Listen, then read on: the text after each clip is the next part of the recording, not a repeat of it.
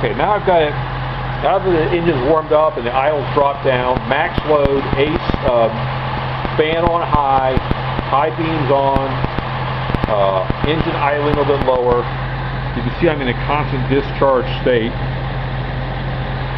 12.57. So let's take a look at the RPM real quick. It is actually discharging at this point, sitting here idle.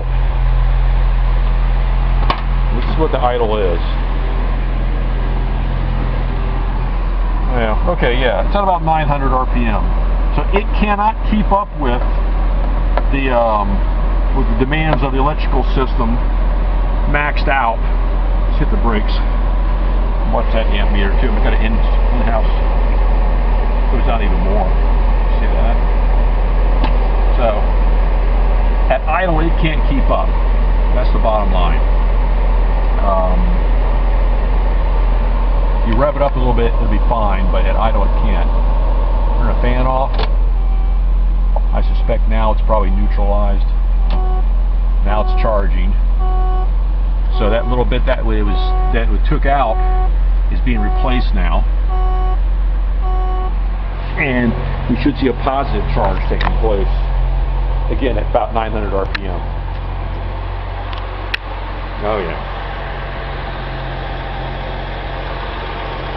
So clearly, it just cannot maintain the current it needs in that alternator when it's at 900 RPM. So it'll be interesting to compare that to the Duralast reman. Again, this is the original Hitachi.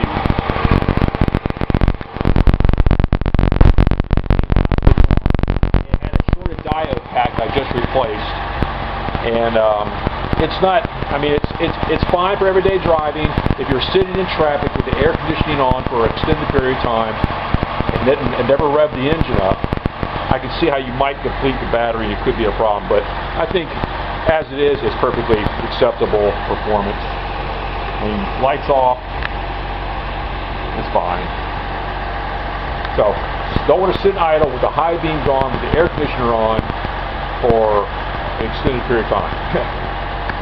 I'm gonna try, like I said, I'll try the other one later and see how it goes. Now you can see it's pretty much replaced the current that was drawn down by the extended discharge cycle. Everything's stabilizing. Alright, more later.